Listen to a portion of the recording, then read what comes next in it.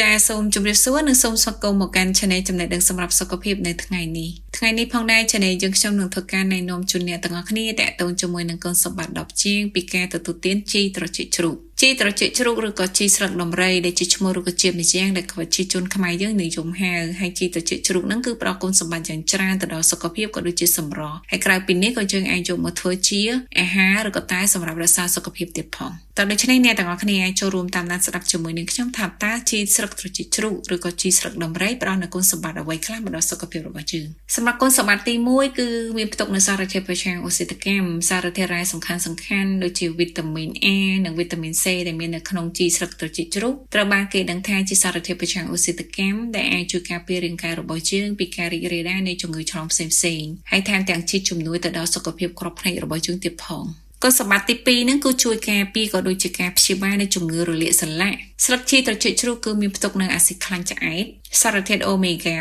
6 ដែលច្រើនលើសលប់ដែលអាចជំនួយទៅដល់សុខភាពយ៉ាងច្រើនថែមទាំងអាចជួយការពារព្យាបាលក៏ដូចជាការកាត់បន្ថយការឈឺចុកចាប់ដោយសារតែជំងឺតាក់ទងជាមួយនឹងការរលាកសន្លាក់ផងដែរសម្រាប់គុណសម្បត្តិទី3គឺល្អចំពោះជំងឺផ្លូវដង្ហើមធាតុត្រជាក់ដែលមាននៅក្នុងស្លឹកជីត្រចៀកជ្រូកគឺត្រូវបានគេប្រើប្រាស់ផងដែរសម្រាប់ព្យាបាលជំងឺតាក់ទងជាមួយនឹងផ្លូវដង្ហើមដូចជាជំងឺឈឺបំពង់កស្ទះកកផ្លូវដង្ហើមជំងឺហឺតនិងជំងឺតាក់ទងជាមួយនឹងរលាកទងសួតហើយជីត្រចៀកជ្រូកក៏អាចត្រូវបានគេប្រើផងដែរដែលជួយបំបត្តិក៏ដូចជាសម្អាតស្លេសចេញពីបំពង់កបំពង់ផ្លូវដង្ហើមហើយការទទួលទានតែដែលធ្វើពីជីស្លឹកត្រចៀកជ្រូកក៏អាចជួយព្យាបាលជំងឺផ្លូវដង្ហើមហើយថែមទាំងអាចជួយការពារនៅជំងឺផ្លូវដង្ហើមផ្សេងៗបានផងហើយសម្រាប់គុណសម្បត្តិទី4ហ្នឹងគឺជំនួយទៅដល់ប្រព័ន្ធតម្រង់នោមជីត្រចៀកជ្រូកក៏អាចជួយជំរុញក៏ដូចជាបណ្ដេញជាតិពុលអាក្រក់ចេញពីរាងកាយរបស់យើងតាមរយៈទឹកនោមបានយ៉ាងល្អហើយការបញ្ចេញទឹកនោមទៀងទាត់នឹងបានល្អគឺជាវិធីមួយដែលអាចលាងតម្រង់នោមក៏ដូចជាជំនួយទៅដល់សុខភាពតម្រង់នោមរបស់យើងកាន់តែមានភាពល្អប្រសើរ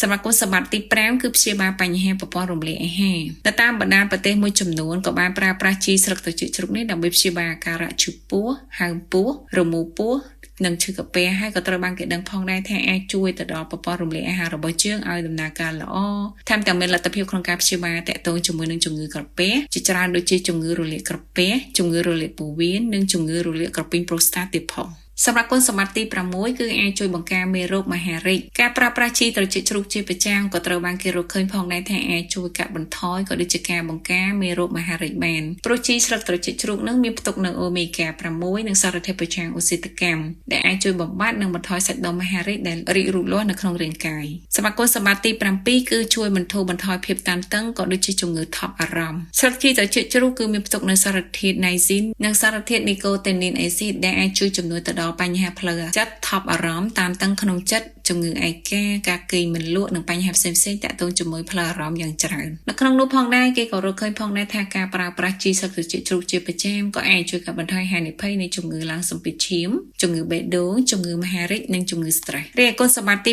8គឺជួយព្យាបាលជំងឺគ្រុនប្រសាយស្លឹកជីត្រចៀកជ្រូកមានផ្ទុកនូវសារធាតុម្យ៉ាងដែលអាចជួយធ្វើឲ្យរាងកាយរបស់យើងបែកញើសនិងត្រជាក់សាច់អ្វីដែលសំខាន់នោះគឺមានលទ្ធភាពក្នុងការព្យាបាលជំងឺគ្រុនក្តៅជំងឺប្រសាយនិងគ្រុនប្រសាយបានយ៉ាងមានប្រសិទ្ធភាពហើយក្រៅពីនេះក៏គេអាចប្រើប្រាស់ដើម្បីធ្វើជាទឹកតែទទួលទានដែលមិនត្រឹមតែអាចជួយព្យាបាលជំងឺគ្រុននិងប្រសាយប៉ុន្តែថែមទាំងអាចជួយធ្វើឲ្យប្រព័ន្ធភាពស៊ាំរាងកាយរបស់យើងកាន់តែរឹងមាំអាចជួយទប់ទល់នឹងជំងឺក៏ដូចជាបាក់តេរីមេរោគឆ្លងផ្សេងៗទៀតផងគុណសម្បត្តិទី9គឺល្អចំពោះសុខភាពស្បែកជីត្រចៀកជ្រូកត្រូវបានគេនិយមប្រើប្រាស់ដើម្បីប្រឆាំងជាមួយនឹងការរលាកក៏ដូចជាព្យាបាលនៅជំងឺសើស្បែកស្ទើរតែគ្រប់មុខបានយ៉ាងមានប្រសិទ្ធភាពដូចជាការកើតមុនសត្វល្អិតឬខាំដំបៅកើតថ្លុងផ្សិតលើក្រចកឬក៏ជំងឺត្រអកជាពិសេសស្លឹកជីត្រចៀកជ្រូកថែមទាំងមានសារធាតុដើម្បីជួយកាត់បន្ថយអាការៈកន្ទួលរមាស់ហើមរលាកនិងក្រហមស្បែកដែលគ្រាន់តែយើងយកស្លឹកជីត្រចៀកជ្រូកក្នុងបរិមាណសមល្មមទៅបុកកិនជាមួយនឹងទឹកឲ្យខាប់រួចយើងយកមកបិទនៅលើស្នាមរបួសជាការស្រេចក្រៅពីនេះជីត្រចៀកជ្រូកក៏អាចត្រូវបានគេចម្រាញ់ធ្វើជាប្រេងដើម្បីលាបនៅលើស្បែកក្បាលដើម្បីព្យាបាលអង្គែទៀតផងរីឯគុណសម្បត្តិទី10ចុងក្រោយនេះគឺជួយដល់សុខភាពស្ត្រីជីត្រចៀកជ្រូកគឺអាចមានលទ្ធភាពបំបត្តិអាការៈឈឺចុកចាប់សម្រាប់ស្ត្រីពេលមករដូវដូចជាការឈឺក្បាលចុកពោះ